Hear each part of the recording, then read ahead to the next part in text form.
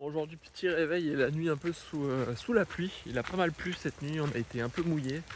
Dans le van, c'est un peu mal fait parce que des fois, il y a des endroits où il y a de l'eau qui peut couler. Donc ouais, c'était un peu merdique. Et voilà, là on s'est réveillé, on a fait nos affaires, passé aux toilettes, j'ai payé pour la nuit et puis ensuite on va directement se rendre à notre prochaine étape. Et voilà. On est arrivé à Herverbay, on s'est posé là, il fait toujours pas très beau, c'est très moche. Donc c'est après on a décidé de faire quelques magasins là dans le shopping center de Herverbay. On arrive, on va regarder 2-3 trucs, on va surtout regarder une petite caméra pour aller sous l'eau pour la Polynésie. Et ouais, on a hâte. On arrive à notre camping qui est le Colonial Camping dans Herverbay. On a pris celui-là parce qu'il était à côté de l'excursion demain où on part. On part pour Fraser Island 4YD Adventure. Et voilà, Dingo Adventure. Et là, voilà, on s'est garé là avec le petit van sous la pluie, dans les sites avec du courant et dans la boue. Donc, voilà, on va se poser là. On va pas faire grand chose, je pense, vu le temps. On va pas aller se balader. On va rester tranquille. Et puis voilà. Ouais, là, c'est un temps de merde. Bon, je préfère qu'il fasse mauvais aujourd'hui parce qu'on n'avait pas grand chose de prévu plutôt qu'il fasse mauvais quand on est sur Fraser Island. Normalement, demain, ça devrait être un peu plus dégagé. Mais bon, on n'est jamais sûr de rien ici, donc on croise les doigts et on verra bien demain. Donc là, ça va être fin d'après-midi tranquille et puis chill. Chill doux. On va prendre une douche et puis après, on va s'occuper des activités pour la Polynésie française. Là, on a envoyé pas mal de messages, essayer de book une excursion par île. Et voilà, on doit répondre à pas mal de messages, donc on va faire ça tout de suite. Voilà. Bon, on est arrivé ce matin pour notre petite aventure qui est de partir sur Fraser Island pendant 2 jours. On vient de faire le check-in, il y a à peu près 10-12 personnes et on va partir sur Fraser Island pendant 2 jours, 1 nuit. Histoire d'explorer un peu l'île, faire les recoins. Et normalement, moi je ne conduis pas, et si je pouvais conduire, mais il fallait faire une caution et avoir certaines règles de sécurité. Moi je connais pas trop le 4x4, donc voilà. Bon, on a hâte de démarrer. Vraiment beaucoup de bagnoles.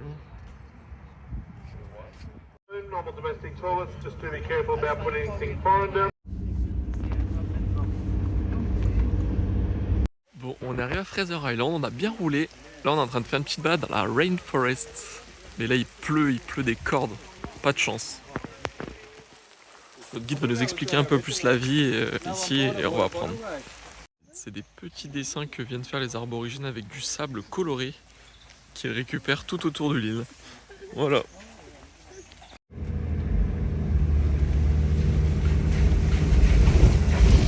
Là, on a fait un petit stop pour acheter des courses, pour si les gens veulent des petits snacks, des petites boissons. C'est le dernier shop avant de partir sur la plage et pour notre accommodation, donc notre logement. Donc voilà notre véhicule, c'est un petit Toyota Prado. Il a le même juste derrière en rose. Voilà, pour être bien vu, bien visible. Se diriger sur la plage pour rouler là-bas. Dans le lac Birrabin.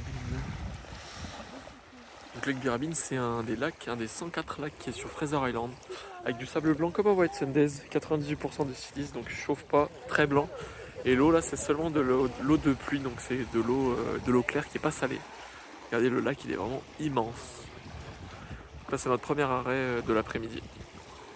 On va rester là à peu près 1 heure, 1 heure et demie. Bon, là, on a quartier libre pendant une petite heure, donc on est en train de marcher autour du lac. En fait, ce lac est très particulier parce que c'est un lac avec du sable blanc qui est à 98% concentré en silice, c'est ça. Et il n'y a que 40 lacs qui existent comme ça dans le monde, où en fait la base est sableuse et la base en profondeur est très dure. Et du coup, ça permet ni à l'eau de rentrer, ni à l'eau de sortir. Donc l'eau qui est là-dedans, le seul moyen de s'en aller, c'est de s'évaporer. Et le seul moyen d'en accumuler de nouvelles, c'est qu'il pleuve. Donc c'est assez exceptionnel comme phénomène et c'est super sympa. Et donc il y a à peu près 104 lakes au total sur l'île, dont 40 de cette forme-là. En fait en forme de cuve avec un fond solide, quoi. Voilà. Et là on est en train de marcher pour aller à un petit point de vue. On a fini notre journée, on est en train d'aller à la plage pour aller se promener sur la plage. Donc là, il faut faire attention parce qu'on sort du complexe où il y a des dingos. Enfin là, normalement, on peut trouver des dingos maintenant en liberté. Là, on était pour le moment enfermés entre guillemets dans un endroit où il y avait beaucoup de clôture autour. Et voilà la route pour rentrer. Donc c'est ça la route. Et en gros, ici, là, tac tac, c'est que des fils électriques qui envoient des décharges si jamais on veut passer. Voilà, choc électrique. Donc c'est pour ça, à pied, faut pas passer là, faut passer sur le côté. Mais c'est surtout pour que les dingos ils puissent pas rentrer dans les endroits où il y a les logements et tout. Voilà. Et là, du coup, quand tu pars te balader sur la plage, il faut que tu aies un stick comme ça. Ça, s'il y a un dingo qui vient, bah, tu tapes sur le sol devant toi pour lui faire peur. Mais là on va juste observer la houle et les pêcheurs qui sont en train de se faire plaisir juste devant là. Il y a beaucoup de monde et on va regarder le coucher de soleil tranquillement. Voilà.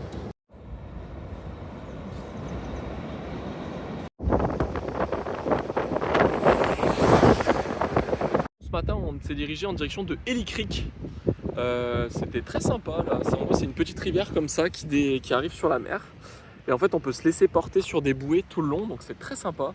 Et ce matin on s'était levé pour le lever du soleil, donc on s'est levé à 5h30, c'était un peu dur hein, le réveil, mais ça s'est plutôt bien passé. C'était joli mais assez nuageux, donc on en a profité, mais c'était pas le plus beau lever de soleil du monde.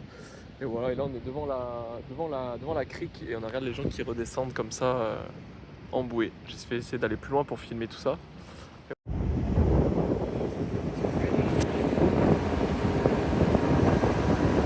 Donc là on est sur notre deuxième arrêt du jour, donc qui est une épave. Donc c'est une épave, c'est un bateau qui a été fait en 1900 et quelques par une compagnie écossaise qui a fait un peu le tour du monde, qui a été vendu aux Néo-Zélandais pour faire des croisières de luxe. Il a été ensuite retourné en tant qu'hôpital pendant la Première Guerre mondiale et il a été racheté avant la Seconde Guerre mondiale par les Japonais qui l'ont perdu en mer en le ramenant et du coup qui s'est échoué ici. Voilà, donc c'est une grosse épave, hein. C'est vraiment un très très gros bateau. C'est assez impressionnant, je sais pas, on verra peut-être mieux dans ce sens-là. Hop.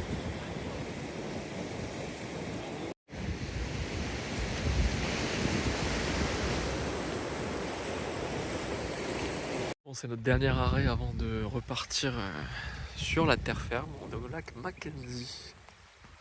Donc il y avait comme le lac d'hier, un grand lac d'eau de pluie.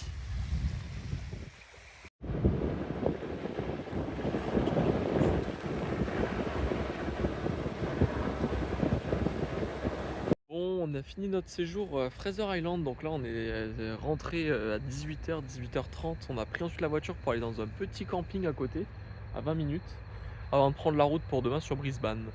Donc Fraser Island c'était une expérience assez unique, c'est la plus grande île sableuse au monde, donc une île totalement de sable, c'était la plus grande. C'était assez impressionnant. On a eu de la chance parce qu'il avait plu quelques jours avant, donc le sable était très compacté, donc ça rendait la conduite assez facile. Donc bon, les gens qui venaient pour conduire dans des grosses dunes de sable étaient un peu peut-être déçus, mais le sable était quand même très compacté, donc c'était assez agréable à la conduite. On n'était pas balancé dans tous les côtés et tout. Et sur l'île, on a fait ça pendant 2 jours, 1 nuit, donc c'était un bon temps. Ça permettait de pas trop rush les activités et en même temps profiter un peu des paysages, malgré quelques temps morts. Mais on a bien kiffé, c'était une très bonne expérience. C'est pas la meilleure excursion de l'Australie, mais c'était une excursion à faire qui était très sympa. Bon, ça y est, c'est notre dernier réveil dans le van avant notre van en Nouvelle-Zélande, c'est-à-dire en octobre, pardon. Donc là, petit réveil, il est quoi, 8h, enfin on s'est réveillé, je me suis réveillé, c'était 6h15, mais voilà, je me suis levé qu'à 7h, 7h30. Donc là, programme du jour, c'est jeter tout ce qu'on a qui traîne et qui ne servira pas. Ensuite, faire les affaires, faire le sac, nettoyer le van, ranger. Et on a 3 heures de route pour rouler jusqu'à Brisbane, 3h30 même, je crois. Il faut qu'on rende le van avant 15h. Et il faut qu'on trouve un endroit pour manger ce midi hors du van. Donc on va se faire un petit resto, un truc du genre. Donc voilà le programme, pas trop traîné parce qu'il y a quand même pas mal de choses à faire.